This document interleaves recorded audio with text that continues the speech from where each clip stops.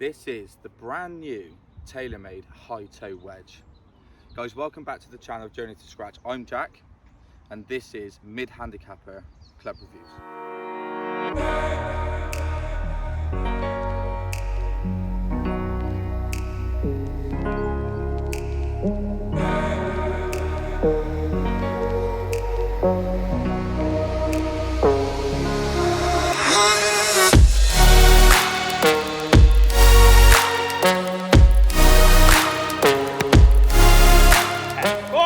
The first thing I want to do is talk about some of the features that Taylormade are sharing with us about the Hi-Toe wedge. So they come in 50 degree up to 60 degree, but only from 54 up to 60 do you get the full face playing lines, so the grooves across the face. Recently, when we were on the tour truck at the 150th Open, we were asking the guys on there about the Hi-Toe wedges, and they were explaining to us that these are very, very popular with the tour players, but in the 58 and 60 degree lofts. So you've got the Hi-Toe model as well, which are very popular in the 58 and 60. The beauty of this is you can open it up, and typically when you open the face of a wedge, you tend to hit Hi-Toe, which is why it's called the Hi-Toe. Yeah, so you strike it up here and you've got the grooves, whereas maybe on some of the other wedges you haven't got obviously the grooves running all the way to the toe.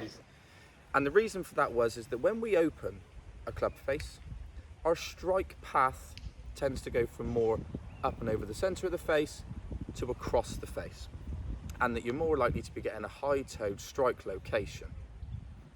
Makes sense. Some of the other things that they say are the milled sole, which is making a better interaction with the turf, making the banks even more effective than maybe we're hitting a slightly earlier shot. That could be a massive benefit for the mid-handicappers. The one thing I've noticed straight away is that when we're putting the club on the ground, the leading edge looks very, very inviting in the good way, so that it just doesn't look that prominent. And that doesn't change so much even when we're coming to open the club. It's something to do, I'm not going to go into this, but what they're calling the four-way camber sole, which I don't understand, so I'm not going to talk too much about it. But I think that's a massive benefit for the mid-handicappers.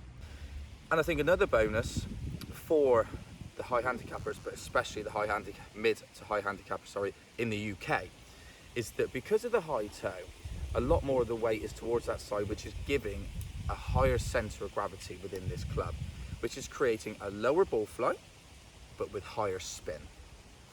I genuinely think for a UK-based golfer, that is a really big advantage in the sense that we get a lot of wind over here, so we're not getting it as high as we can. It's coming out a little bit lower, more controlled, but then creating the spin that we also need. Hopefully that rings true. What I'm going to do now is I'm going to play a shot that is more likely to be played by myself and the mid-handicappers, which is the slightly short-sided, but the lower running shot. From the sort of distance we're talking about, a lot of mid-handicappers aren't going to have the confidence, or maybe even the ability to get that club fast enough to get the spin, to get it in the air, to land soft.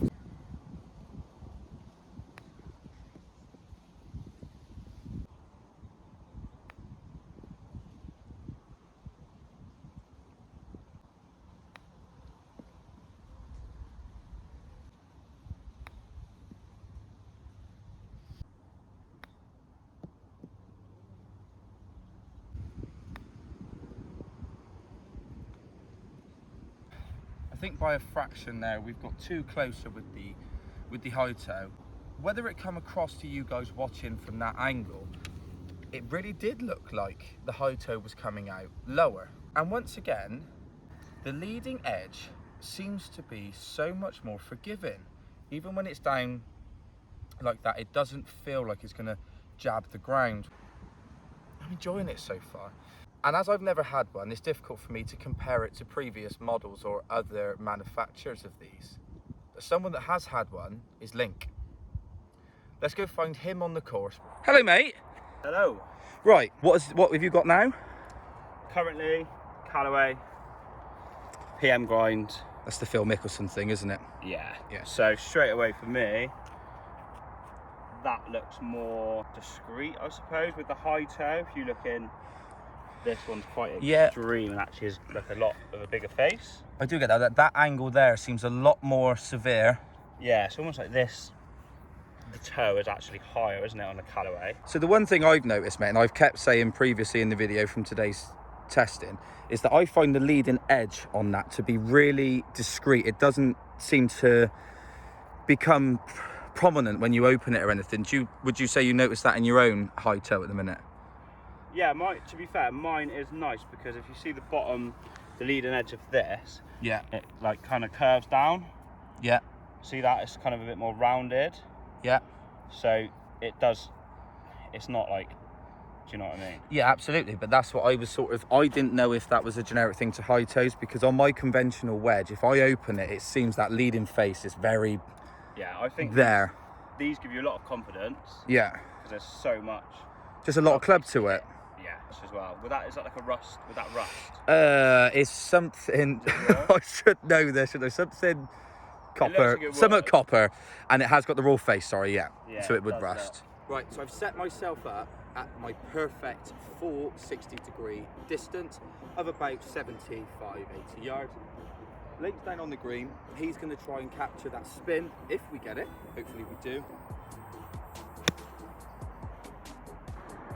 That was a good whack, but ooh, a little bit of zip on it. Thinned it. It always thinned it. Oh.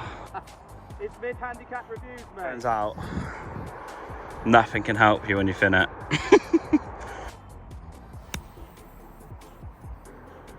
This just looks spinny because it come out low. Yes. That was spinny, wasn't it? Mate, yeah, there was a few there that were. Do you know what? I can't show you too much, but you can see some of the dirt marks here. I actually hit, I think it was about 2 out of the toe, yeah. Yeah, And so even one one that landed in the rough, jumped Hi-Toe. forward and still had that spin. They were really spinning. Right, let's move. What would you say is your comfortable distance? 40, 50. 40, 50s? 40, maybe on the top of that bank. Let's do that. Jack said it's probably 45. I reckon it's more like 65, 70 yards. So, it's the 3/4 one, I reckon. It's the first time I've hit this wedge. Oh, that's on his head. Fuck! Oh, that was... Sorry, mate, a little powerful there.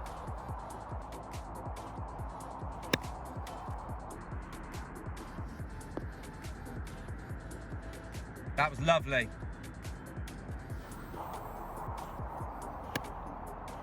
Oh, that was really good.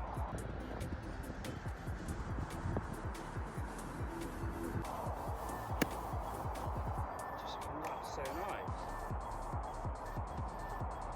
50 yards? Yeah, I'd say it's a 45 to 50 yard shot. And I over think 50, I was trying to stop it. over 50, maybe I not. think there was one on the left, but it did catch the rough, which let it release a little. Yeah. But the 4 that were on the green stopped really well. Yeah. I saw that, definitely. And I think that's great, because I was sort of expecting them to stop and run a little bit, because it's not a full shot, is it? No. Was it nice to hit? Mate, for you? that's what I said. I said it's really... It feels almost like soft. Spongy off the face. Yeah. Right. Just nice, yeah. Right. 3 holes pot bunker. And then These, we'll wrap it up and give our final verdict. I think I'm going to work my way Out. worse. Do you know what I mean? Start on the easiest. So I think this I'm going to try and get. Mate, that's actually... I mean, he's put sand behind that. Mate, I dropped it and that's how it ended. So. It did come out. Yeah, I caught that early. That was a lot of So sand trying to dig out there. Sand from behind the ball. So this has got a little bit more freedom. So I'm gonna aim to try and get this close. Is that a bold statement? Yeah.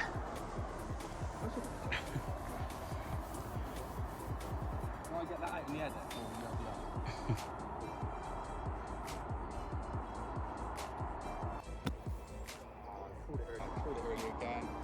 I mean, it's tough to get it to the green, but Yeah.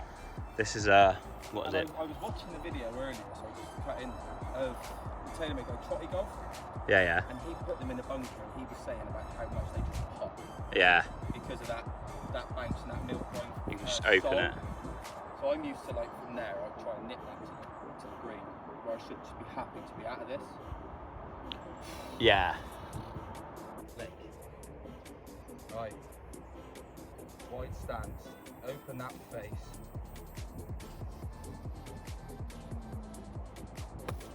They come Oh, out. yeah, nice. Nice.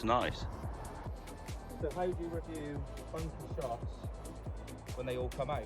Pretty damn well. So the only one that I'm going to choose for you is going to be the fried egger. You're going to have one like I had, okay? Whoa, you be leaning then that showed how hard this was. So, I'm not worried about the tin. Just getting out was the goal. Yeah, and I'm a bit more worried about your camera, to be fair. Open it way up.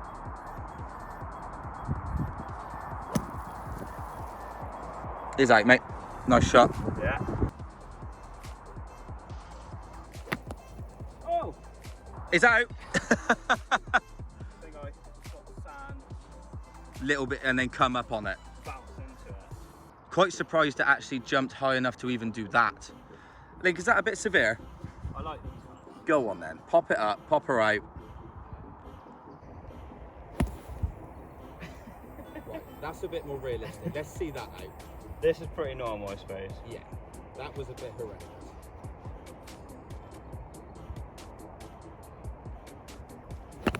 Oh! Catch it? So was that 2 out of 3 ain't bad? Do you want one more go at the close-up one? Come on, mate. One more go, come on. Open her up. There we go, mate. There we go. Overall, so obviously you've only hit the close-up shots and the bunker shots and a couple of chip shots like you're doing now. Oh, nice. That was really nice. Right, summarise, yeah? Yeah. So for me, looks, if I'm comparing it against mine, better. So probably like an 8 out of 10.